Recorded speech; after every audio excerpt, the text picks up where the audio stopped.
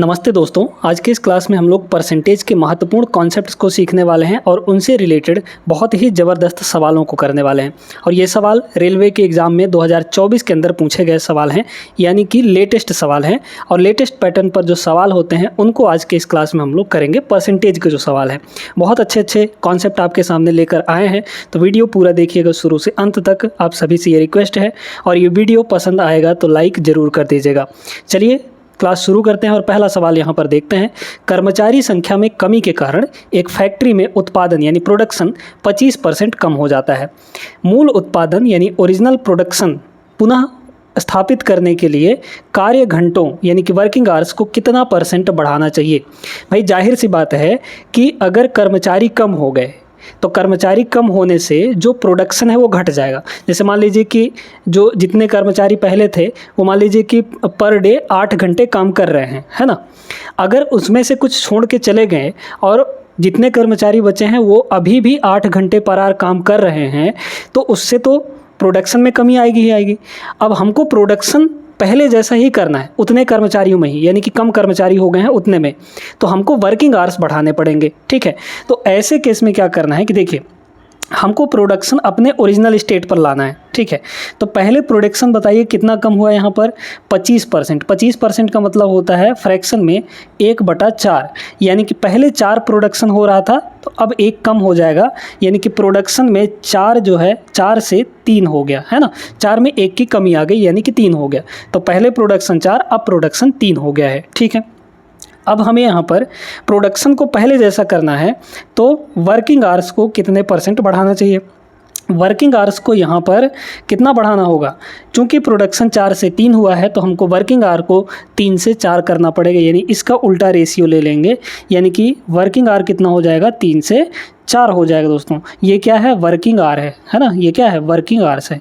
Clear है यहाँ तक। अब कितना बढ़ गया है वर्किंग आवर बताइए, तो 3 से 4 हुआ है, यानी कि 1 बढ़ गया है। किस पर, ओरिजिनली पहले कितना था, पहले 3 घंटे काम कर रहे थे, यानी डिवाइड बाई 3 हो जाएगा, तो 1/3 बढ़ जाएगा। 1/3 का परसेंटेज वैल्यू जो होता है वो 33 सही 1/3% इतना हो जाता है, यानी 33 सही 1/3% हमको वर्किंग आवर्स बढ़ाना चाहिए।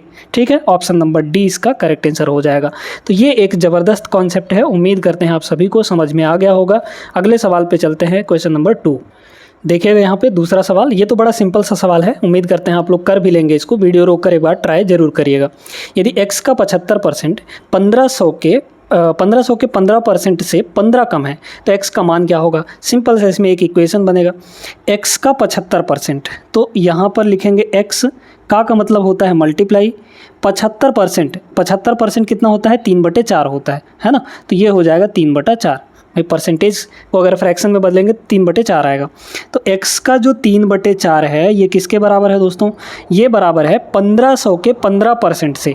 अच्छा, आप सभी जानते हैं कि परसेंटेज को जैसे ही हटाया जाता है, क्योंकि परसेंटेज का मतलब होता है डिवाइड बाई 100, तो जैसे ही परसेंटेज को हटाएंगे 2 जीरो उसमें से कट जाएगा। इसका का मतलब क्या है, मल्टीप्लाई। तो इस % को अगर काटेंगे तो ये 2 जीरो आपके ख़त्म हो जाएंगे, मतलब 15 × 15 हो गया। तो 15 × 15 कितना हो गया, 15 हम यहाँ पर 225, है ना। इस 225 से कितना कम है, 15 कम है, तो यहाँ पर 15 हो गया। ठीक है, x का मान क्या होगा बस यहाँ से निकाल लेंगे, तो कितना हो जाएगा, x की जो वैल्यू है ये आ जाएगी, इसमें से इसको घटाएंगे 225 में 215 जाएगा तो 210 बचेगा, है ना। 210 इंटू ये 4 उधर चला जाएगा और 3 आपका नीचे आ जाएगा। ठीक है, तो कितना आ गया, 3 सत्ते 21, मतलब ये हो गया 70 आपका, और 7 चौके 28, 28 का मतलब 280। ठीक है, तो 280 is the correct answer, option number A होगा। आई होप क्लियर हुआ होगा। आगे चलिए, इस सवाल को देखिए, ये सवाल आसान है लेकिन लॉजिकल है। ऐसे ही सवालों में आप लोग फंस जाते हैं, ऐसे छोटे छोटे सवालों में ही दिक्कत हो जाती है कभी कभी, है ना। 3/20 जो है 12/25 का कितना % है, जिसका बोला जाता है, यानी कंपैरिजन किससे हो रही है, इस 12/25 से हो रही है, तो ये आपका डिनोमिनेटर में होगा। ठीक है, कह रहा है ये 3/20 जो है, 3/20 जो है किसका बोला जा रहा है यहाँ पर, 3/20 किसका 12/25 का, तो 12/25 नीचे रहेगा। ठीक है, इस तरीके से कितना % है, तो % यानी कि परसेंटेज में हम लोग यहाँ पर 100% से मल्टीप्लाई कर देंगे परसेंट में चेंज करने के लिए। तो ये हो जाएगा आपका 3/20, है ना। और इसको जब हम ऊपर ले जाएंगे तो उल्टा हो जाता है ये, है ना। भाग से अगर मल्टीप्लाई में चेंज होगा तो ये हो जाएगा 25/12। कितना हो जाएगा 25/12 और मल्टीप्लाई यहाँ पे 100%। काटा कुटी कर लीजिए, आंसर आ जाएगा। देखिए 3 से ये 4 बार में कट जाएगा, ठीक है। 4 से ये आपका 25 बार में कट गया, ठीक है। फिर यहाँ पर 4 से अगर काट दें हम लोग, सॉरी 5 से, तो 5 चौके 20 और 5 से इसको काटेंगे 5 5 25 हो गया, है ना। तो अभी क्या कट सकता है, 25 पंचे 125, 125/4 हो जाएगा। तो 125 और बटे यहाँ पर 4 अगर हम लोग करें तो 4 तियाँ 12, फिर बचा है ना, एक मतलब 5 उतर आया, तो 4 एकम 4 यानी 31 दशमलव कुछ आएगा। तो 31 दशमलव कहाँ है, ऑप्शन नंबर ए में है, ये आपका करेक्ट हो जाएगा।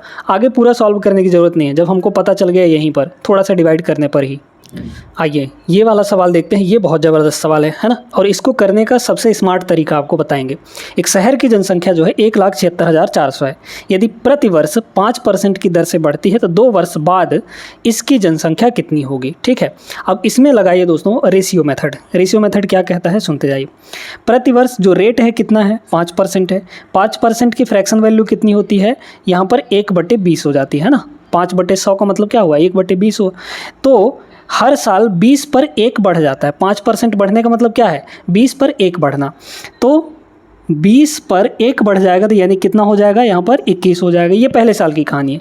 दूसरे साल भी यही होगा, 20 पर फिर से 1 बढ़ जाएगा, तो दूसरे साल भी 20 पर 1 बढ़ के यानी कि 21 हो जाएगा। हो गया कि नहीं, ठीक है। अब यहाँ पर बात ये है कि भाई 2 वर्ष बाद ही पूछा था, तो 2 वर्ष बाद देख लीजिए सक्सेसिव हो जाएगा। यहाँ पर 20 × 20 यानी कि ये हो जाएगा आपका 400, और इधर ये कितना होगा, 441 हो जाएगा, ठीक है। ये कितना हो जाएगा, 441 हो जाएगा। अब ये शुरू की जनसंख्या है, रेशियो में शुरू की जनसंख्या 400 है, लेकिन एक्चुअल में यहाँ पर इसकी जनसंख्या ये वाली है। हमें इसकी वैल्यू चाहिए, ठीक है, हमें इसकी वैल्यू यहाँ पर चाहिए। तो देखते जाइए। अब यहाँ पर करना क्या है ना। ऐसे कैलकुलेशन करेंगे तो बहुत ज़्यादा लंबा चौड़ा हो जाएगा। थोड़ा सा आप दिमाग लगाइए, डिविजिबिलिटी रूल वाला। यहाँ पर दोस्तों, यहाँ पर 441 में हमको इसी की वैल्यू चाहिए। मतलब जो हमारा आंसर होगा उसमें ये 441 मल्टीप्लाई हुआ होगा, ठीक है।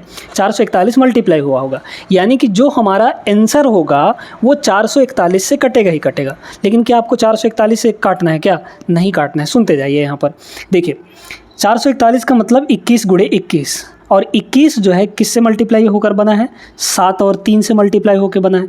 किसका डिविजिबिलिटी रूल आप जानते हैं, 3 का जानते हैं ना। तो बस लगा दीजिए, आपका आंसर आ जाएगा।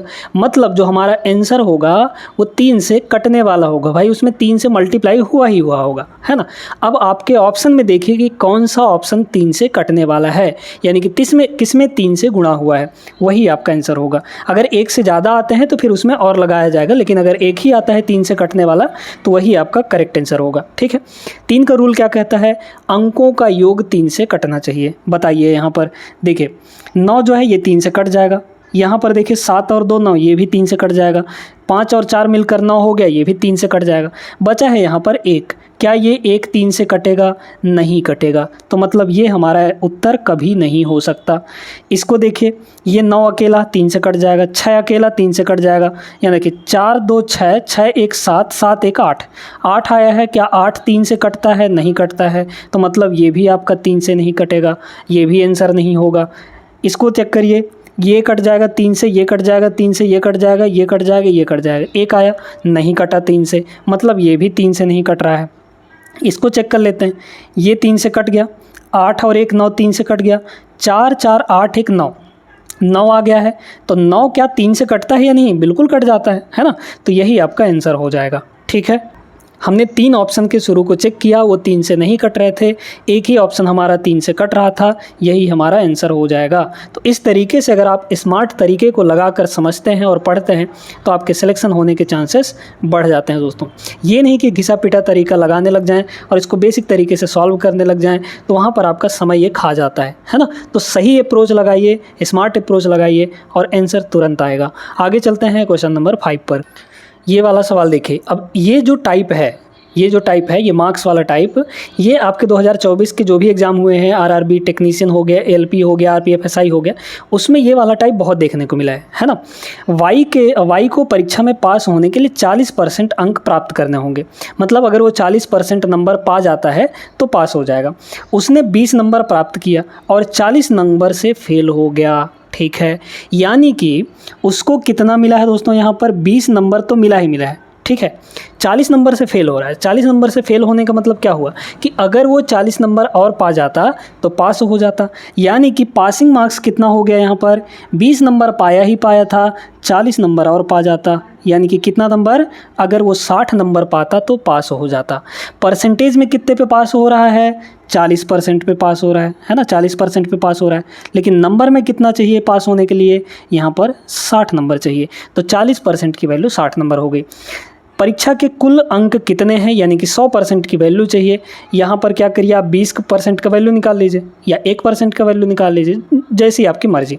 20% का वैल्यू निकालेंगे तो कितना हो जाएगा, 2 से दोनों तरफ डिवाइड कर दीजिए, तो ये भी हो जाएगा 20%। इसको 2 से डिवाइड करेंगे तो ये 3 आ जाएगा, मतलब 30 आ जाएगा। अब हमें 100 चाहिए, इसको 5 से गुणा कर दीजिए तो ये 100 बन जाएगा। मतलब जो टोटल अंक होते हैं वो तो 100% होंगे ना, 100% की वैल्यू चाहिए था।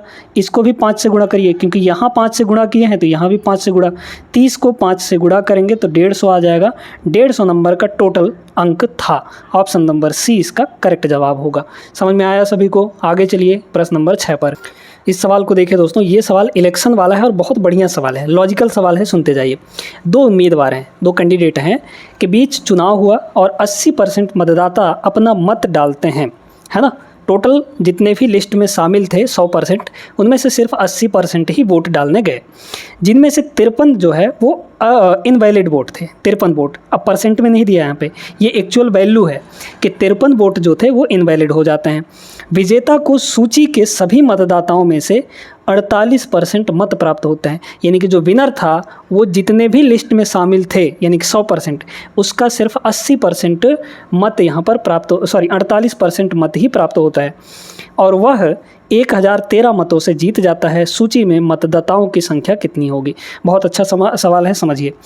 मान लीजिए कि यहाँ पर 100 यूनिट टोटल वोटर हैं, ठीक है। इसमें से 80% ने अपना वोट डाला, ठीक है। 80% ने, यानी कि 80 लोगों ने वोट डाला, 80 यूनिट लोगों ने वोट डाला। अब समझते जाइए, यहाँ पर कह रहा है कि जिनमें से 53 इनवैलिड वोट थे, ठीक है। तो यहाँ पर 53 जो थे वो इनवैलिड वोट हो गए। ये बताइए दोस्तों कि यहाँ पर इसमें वैलिड और इनवैलिड देख सकते हैं। अच्छा, 1 सेकंड और समझिए। इनवैलिड कितने थे, यहाँ पर 53 थे, है ना। तो ये हो गए इनवैलिड, 53 इनवैलिड थे और वैलिड कितने बचे। अब चूंकि ये रेशियो में है, इसको ध्यान रखिएगा, आप चाहे तो परसेंट में भी ले सकते हैं, इसको परसेंट में ले लीजिए, है ना। तो वैलिड कितने बचे यहाँ पर 80% माइनस इनवैलिड वाले को हटा दीजिए तो माइनस यहाँ पर 53, ये वैलिड वोट हैं। अब कह रहा है कि जो विनर था, ठीक है, विनर और जो क्या कहते हैं जो लूज़र है, उसमें से वो किससे डिसाइड होंगे, इस वाले से डिसाइड होंगे। यानी कि जो जितने वोट वैलिड थे उसमें से इन्हें डिसाइड होंगे, जो इनवैलिड थे वो तो किनारे हो गए, है ना। अब यहाँ पर क्या है, विजेता को यानी विनर को सूची के सभी मतदाताओं यानी कि 100% में से सिर्फ और सिर्फ 48% मत प्राप्त होता है। तो 100% का 48% निकालिए, कितना होगा, सिर्फ 48% ही होगा, ठीक है। 100% का 48% कितना होता है, 48% ना होता है। यानी कि विनर को कितना मिला, यहाँ पर विनर को 48% यहाँ पर वोट मिले हैं, इस वाले का, है ना, इस वाले का 48%, इसका 48% नहीं बोला है, तो यहाँ पर टोटल वालों का 48% बोला है, ठीक है। लूज़र को कितने मिले, जो लॉस हुआ, है ना। बताइए, यहाँ पर वैलिड वोट टोटल कितने थे, इतने थे, जिसमें से विनर को इतना मिल गया तो लूज़र को कितना मिलेगा। टोटल में से, टोटल वैलिड वोट में से इसको घटा दीजिए तो 80% माइनस 53 ये वैलिड वोट थे, इसमें से जो विनर को मिले हैं उसको घटाइए, यानी कि 48% घटा देंगे तो कितना बचेगा, 80% में से 48 घटेगा तो ये आ जाएगा 32% और यहाँ पर माइनस का हो गया 53, है ना। ये परसेंट में है, ये एक्चुअल वैल्यू है, तो दोनों को मिलाइएगा नहीं। तो लूज़र को कितने मिले यहाँ पर 32% और माइनस यहाँ पर हो जाएगा 53, ठीक है। तो विनर और लूज़र को जितने वोट मिले थे वो हमको पता चल गया। अब कह रहा है कि जो विजेता है वो इतने मतों से जीत जाता है, यानी इतने वोटों से जीत जाता है। अब इसका मीनिंग समझिए, जैसे मान लीजिए कि एक को मिला 8 वोट और दूसरे को मिला 4 वोट, ठीक है। एक को मिला 8 वोट और दूसरे को मान लीजिए कि 5 वोट मिला, तो ये वाला कितने वोटों से जीता है? 3 वोटों से जीत गया है ना। यानी कि जो जितने वोटों से वो जीता रहता है वो क्या होता है? डिफरेंस होता है। विनर और लूज़र को जितने वोट मिले हैं उनका डिफरेंस होता है, उतने से ही जीता जाता है। तो इन दोनों का डिफरेंस ले लेंगे हम लोग, तो कितना हो जाएगा यहाँ पर? इसमें से इसको घटा दीजिए, यानी कि विनर को ज़्यादा मिले होंगे, है ना। इसमें से इसको घटाएंगे तो 48 में से 32 घटाएंगे तो 16 आ जाएगा, है ना, 16%। और चूंकि इसको घटा रहे हैं ना इस तरीके से, तो ये माइनस अंदर चला जाएगा, तो मतलब ये हो गया प्लस का 53। और इसी की वैल्यू है कितनी यहाँ पर? इतने ही वोट से जीते हैं, और हमारा जो एक्चुअल वैल्यू है ये हो जाएगा। तो घटा लीजिए अब यहाँ पर 16% की जो वैल्यू हो जाएगी कितनी हो जाएगी? ये भी एक्चुअल वैल्यू, ये भी एक्चुअल वैल्यू, उसको ले जाइए घटा दीजिए। तो देखिए यहाँ पर अगर हम लोग पहले 13 घटा दीजिए, है ना, ठीक है। तो इसमें से 13 घटा देंगे अगर, फिर 40 और घटाना पड़ेगा, है ना, तो 960 पे आ जाएगा, ठीक है। तो 1% की वैल्यू कितनी हो गई बताइए? तो 16 छक्के 96 यानी कि 60 हो गया। हमें चाहिए क्या था? टोटल। तो टोटल कितना है? 100%। 1% की वैल्यू है 60, तो हमको चाहिए टोटल कितना है? 100%। तो 100% की वैल्यू यहाँ पर हो जाएगी कितनी? 100 से इसमें गुणा कर देंगे, यानी कि 6000। तो 6000 टोटल वोट थे यहाँ पर दोस्तों। ऑप्शन नंबर ए इसका करेक्ट आंसर हो जाएगा, ठीक है। आगे चलिए अगले प्रश्न पर। देखिए अगला सवाल क्या दिया है। इस टाइप का सवाल तो हम आपको कई बार करवा चुके हैं। पेट्रोल की कीमत जो है पर लीटर वो 75% बढ़ जाती है। इसकी खपत कितने % कम की जाना चाहिए ताकि इसके खर्च पर केवल 33% की बढ़ोतरी हो, है ना। अब यहाँ पर हम आपको बताए थे कि जो एक्सपेंडिचर होता है यानी कि खर्च equal to price into consumption, यानी कि मूल्य गुणे खपत होता है। बस इतना ध्यान रखना है, यही वाला हमारा फॉर्मूला लग जाएगा। देखिए तो पेट्रोल की कीमत यानी कि प्राइस, तो प्राइस क्या हो रहा है? 75% बढ़ रहा है। 75% की फ्रैक्शन वैल्यू कितनी होती है? 3/4 होती है। मतलब पहले 4 था, फिर 3 बढ़ जाएगा, 4 पर 3 बढ़ जाएगा, यानी कि कितना हो जाएगा? 7 हो जाएगा, ठीक है। तो 4 से 7 हो चुका है हमारा पेट्रोल का कीमत। इसकी खपत कितनी कम की जानी चाहिए ताकि खर्च जो है 33% बढ़े?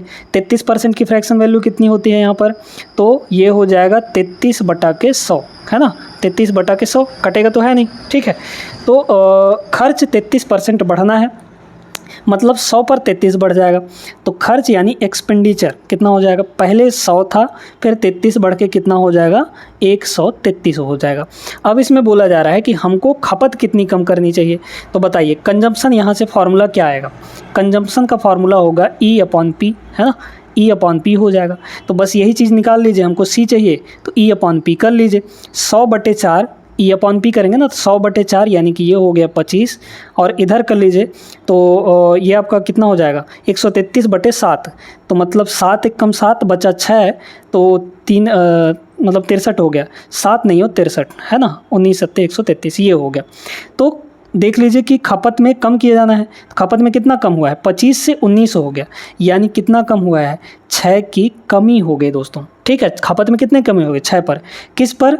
25 पर। तो ये हो गया 25%। में चेंज करेंगे तो ये आ जाएगा हमारा कमी, है ना। 25 से ये 4 बार में कटेगा, मतलब 6 चौके 24%। 24% जो है कंजम्पशन में कमी की जानी चाहिए। ऑप्शन नंबर सी यहाँ पर राइट आंसर होगा। ये सवाल दोस्तों बहुत ही शानदार है। RPFSI 2024 में पूछा गया था, लेटेस्ट सवाल है। ईंधन की कीमत क्रमागत 3 महीनों में 60%, 30% और 20% कम की गई, लेकिन चौथे महीने 60% की वृद्धि हो गई। चौथे महीने में ईंधन की कीमत में उसके मूल कीमत की तुलना में कितने % की वृद्धि या कमी हुई है? सक्सेसिव है दोस्तों, है ना। पहले महीने 60% घटा, दूसरे महीने 30% घटा, तीसरे महीने 20% घटा, लेकिन चौथे महीने में बढ़ गया 60%, है ना। सबकी फ्रैक्शन वैल्यू लिखिए। 60% का मतलब 3/5, क्योंकि 20% 1/5 होता है। 60% जो हो गया 3/5 हो गया, है ना। 60% 3/5। तो देखिए पहले घट रहा है, मतलब पहले महीने क्या हुआ? 5 से कितना हो गया? 3 घट जाएगा तो 2 ही हो गया।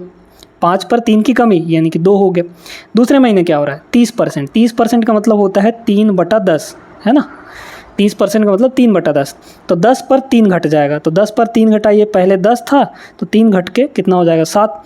तीसरे महीने 20% कम हुआ, 20% यानी 1/5, ठीक है, 20% यानी 1/5, तो 5 पर 1 कम हुआ, 5 पर 1 कम यानी 4 बचा। लेकिन चौथे महीने 60% बढ़ गया, 60% का मतलब 3/5, तो 5 पर 3 बढ़ जाएगा यानी कि 8 हो जाएगा चौथे महीने। बस आ गया हमारा यहाँ पर आंसर। कैसे? सक्सेसिव लेना है, जहाँ कट रहा है काट दीजिए, इधर वालों को और इधर वालों से, है ना। तो 2 से ये 5 बार में कट जाएगा, 5 दूना 10, और क्या कहीं कट रहा है? नहीं कट रहा है, ठीक है। तो बस देख लीजिए इधर कितना हो गया, 5 गुणे 5 गुणे 5 गुणे 5, 5 पचम 25, 25 पंचे 125, 125 पंचे यहाँ पर 625 हो गया ये, ठीक है। इधर देखिए इनको मल्टीप्लाई करिए, तो 8 चौके 32, 32 गुणे 7, 32 गुणा यहाँ पर 7 कर देंगे, 7 दूना 14, 4 हासिल 1, 7 21, 21 और 1 यहाँ पर 22 हो जाएगा। तो मतलब यहाँ पर 625 से ओरिजिनली 625 था, कितना कम हो गया? 224 हो गया, यानी कितने की कमी हुई? घटा लीजिए इसको, है ना। तो देखिए 25 में 24 घटाएंगे तो 1 बचेगा, यानी 0 1 बचा, फिर 6 में 2 घटाएंगे तो 4 बचेगा, 401 डिवाइड बाई कितना? ओरिजिनली कितना था? 625 था यहाँ पर, इसको परसेंट में चेंज करना है तो 100% से मल्टीप्लाई कर लीजिए, 25 से दोनों कटेंगे, 25 चौके 100 और 25 25 हम यहाँ पर 625, ठीक है, ये हो जाएगा 25। अब एक काम करिए, यहाँ पर ऊपर भी 4 से गुणा कर दीजिए, नीचे भी 4 से गुणा कर दीजिए, तो यहाँ 4 से गुणा करेंगे, यहाँ भी 4 से गुणा कर देंगे। क्यों? क्योंकि नीचे हमको 100 बनाना था, 100 बना लेंगे तो जल्दी हो जाएगा। इसको देखिए कितना हो जाएगा, ये हो जाएगा 4 चौके 16, तो 16 को 401 से गुणा करिए, कितना आ जाएगा?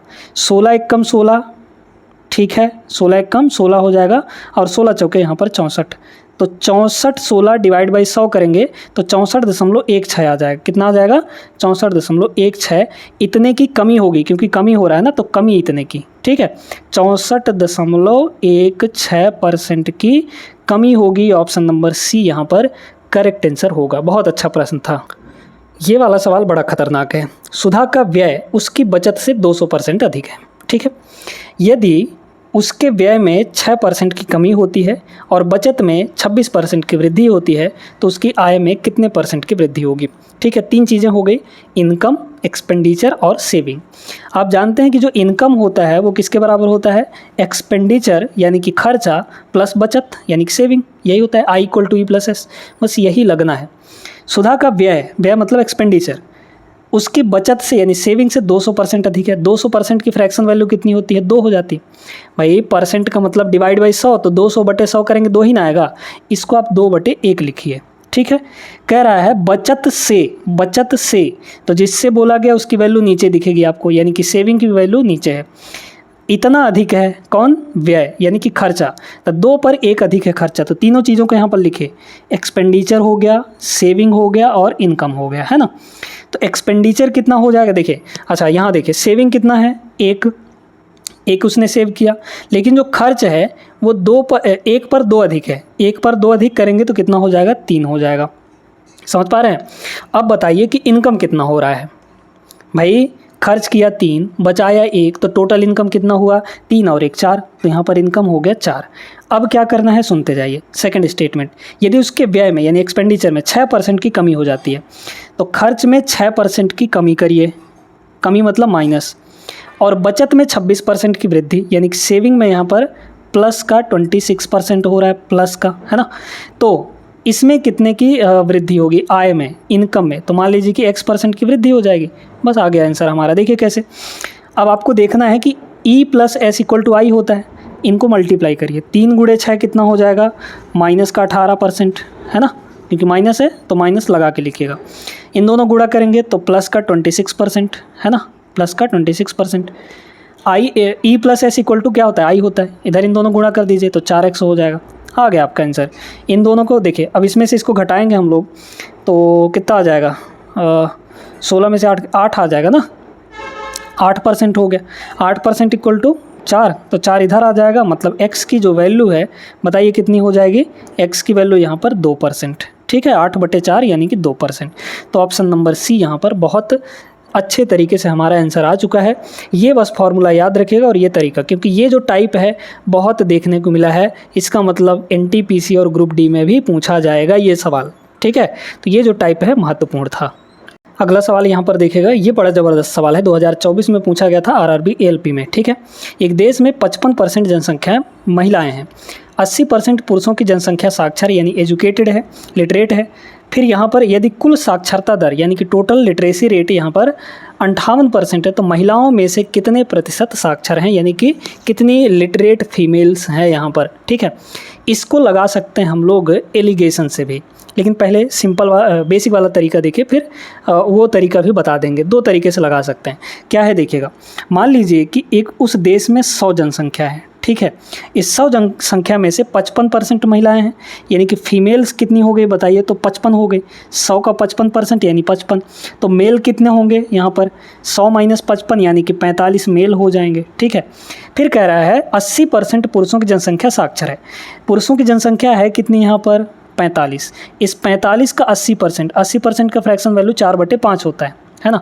काटेंगे पीटेंगे तो 5 9 9 चौके 36, यानी कि 36 जो है यहाँ पर वो लिटरेट हैं। मेल्स में 36 लिटरेट हैं, तो इलिटरेट कितने हो जाएंगे, यानी कि असाक्षर कितने हो जाएंगे, 9 हो जाएंगे। ठीक है, चलिए ये तो कहानी हो गई। अब बताइए दोस्तों, यहाँ पर कह रहा है यदि कुल साक्षरता दर 58% है।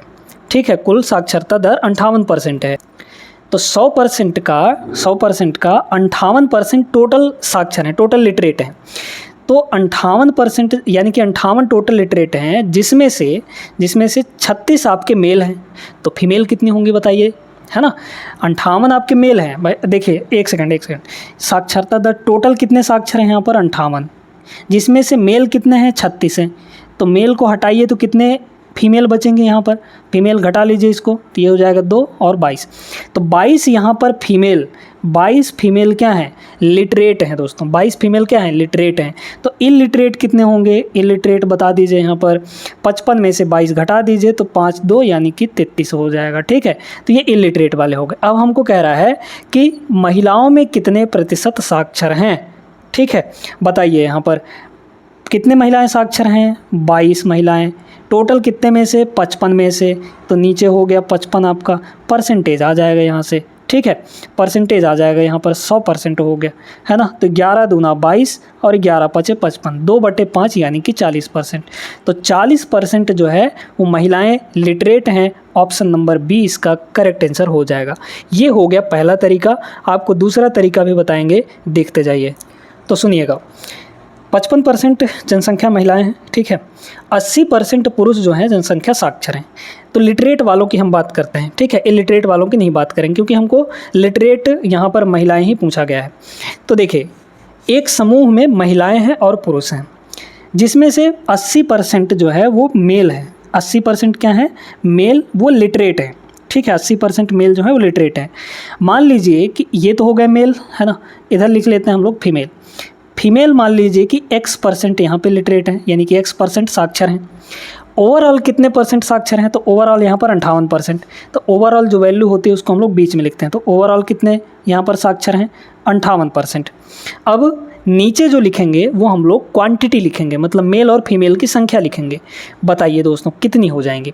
100 में से 55% यानी कि 55 महिलाएं हैं, तो महिलाओं की संख्या कितनी हो गई यहाँ पर, 55 हो गई। तो मेल्स की संख्या कितनी होगी, 100 - 55 यानी कि 45 हो जाएगी कि नहीं। और जो ये क्वांटिटी होता है इनका हम लोग रेशियो लिखते हैं। रेशियो लिखेंगे तो क्या होगा, 5 से काटेंगे तो 5 9 45 और 5 × 11 55, मतलब 9 और 11 का आ गया। अब इसको सॉल्व कैसे करना है, ये जो बीच वाला वैल्यू होता है ओवरऑल जो होता है, इसकी वैल्यू यानी कि 58% की जो वैल्यू होगी किसके बराबर होगी, इधर इन दोनों को मल्टीप्लाई 8 × 9 करेंगे, 9 × 8 72 यानी 720%, प्लस इधर इन दोनों की मल्टीप्लाई तो x × 11 यानी कि 11x%। ठीक है, डिवाइड में हम लोग रखते हैं इन दोनों को जोड़ के, जो रेशियो है उसको जोड़ कर लिखते हैं। जोड़ेंगे 9 और 11 कितना हो जाएगा, 20 हो जाएगा। इस 20 को इधर लाइए तो 58 दूना कितना होगा, 58 दूना 116 यानी 60 हो गया। ठीक है, 1160%। तो उधर क्या बचा 720%, इसको इधर ले आइए तो माइनस का हो गया 720%, और इज इक्वल टू यहाँ पर हो जाएगा 11 × X%। 1160 में 720 घटाएंगे तो 11 माइनस 7 यानी कि 440 आ गया।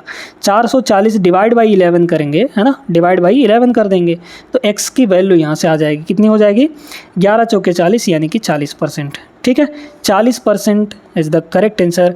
पहले भी बता चुके हैं, उस वाले मेथड से भी यही आंसर आया था, इस एलिगेशन वाले मेथड से भी यही आंसर आया है। तो दोनों तरीके उम्मीद करते हैं आपको समझ में आ गया होगा। अगला सवाल देखिएगा, क्वेश्चन नंबर 11। ये वाला सवाल भी दोस्तों बहुत बेहतरीन, बहुत शानदार प्रश्न है। इसका कॉन्सेप्ट आपको समझना होगा। चावल की कीमत में 20% की कमी हो गई, यानी कि प्राइस जो है वो क्या हुआ, कम हो गया 20%, यानी 1/5। तो 5 पर 1 कम हुआ, यानी कि पहले 5 था, अब कितना हो गया, 4।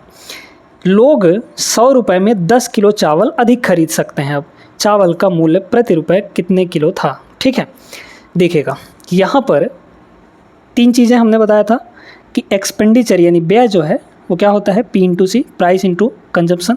इसी से ये बनेगा 100 रुपये में 10 किलो चावल अधिक खरीद सकते हैं, यानी कि 10 किलो चावल अधिक कंज्यूम कर सकते हैं, है ना, तो कंजम्पशन बढ़ रहा है।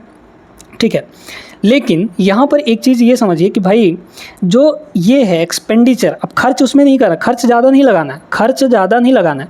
जैसे ही प्राइस कम हुआ उतने ही रुपए में खर्चा उतना ही करना है, कंजम्पशन बढ़ जाएगा। ठीक है, कंजम्पशन बढ़ भी रहा है, तो इसको अगर कांस्टेंट रखेंगे तो P और C का जो रेशियो है, P और C का जो रेशियो है क्या हो जाएगा, रेसिप्रोकल हो जाएगा। मतलब पहले यहाँ पर देखिए, देखते जाइएगा, जो कंजम्पशन है हमारा कितना हो गया, 5, प्राइस जो है 5 से 4 हो रहा था, तो कंजम्पशन क्या हो जाएगा, 4 से 5 हो जाएगा। बस यही कहानी है, यानी कि रेसिप्रोकल हो जाएगा। 4 से 5 हो गया, बढ़ गया कि नहीं। ठीक है, तो कितना बढ़ा है यहाँ पर, 1 यूनिट बढ़ गया है। ठीक है, अब इतना अधिक कंज्यूम कर सकते हैं, लेकिन एक्चुअल में कितना अधिक कंज्यूम कर रहे हैं, 10 किलो। तो इस 1 की वैल्यू कितनी होगी, 10 kg के बराबर हो गई। 1 की वैल्यू 10 है, तो यहाँ पर इनिशियली कितना था, इनिशियली कितना कंज्यूम कर सकते थे, 4 यूनिट। 1 की वैल्यू 10, तो 4 की वैल्यू कितनी हो जाएगी यहाँ पर, 40 kg। ठीक है, तो 100 रुपये में यहाँ पर 10 किलो चावल अधिक खरीद सकते हैं। ठीक है, तो चावल का देखिए 10 किलो चावल अधिक कर रहे हैं, है ना। ठीक है, चलिए देखिएगा, तो ये कितना हो गया, 40। ठीक है, 40 kg हो गया। इसमें हम लोग क्या करेंगे, यहाँ पर क्या करेंगे, यहाँ पर देखिए 100 रुपये में 40 किलो अधिक खरीद सकते थे, तो यहाँ पर 100 रुपये में अब भाई 40 किलो मिल रहा था, तो 1 किलो का कितना हो जाएगा बताइए, है ना। यहाँ पर 100 रुपये में 40 किलो मिल रहा था, तो 1 किलो का कितना होगा बताइए, तो डिवाइड बाई 40 कर देंगे, ये कट जाएगा, यानी कि 10/4 करेंगे तो 2.5 आ जाएगा। 2.5 रुपये, है ना, 2 रुपये पर केजी था, 2 रुपये पर केजी था यहाँ पर। तो 2.5 रुपये पर KG, option number A is the correct answer. बहुत अच्छा सवाल था, उम्मीद करते हैं आज के क्लास में जितने भी प्रश्न आपको करवाए गए हैं ये बेहतरीन तरीके से आपके दिमाग में बैठ गए होंगे, और ये कॉन्सेप्ट अब आप कभी नहीं भूलेंगे। ऐसे सवाल आएंगे तो आराम से लगा लेंगे। ये क्लास लाइक कर दीजिएगा और वीडियो को सभी तक पहुंचा दीजिएगा, है ना, और सब्सक्राइब जरूर कर लीजिएगा। मिलते हैं अगले क्लास में, तब तक के लिए जय हिंद।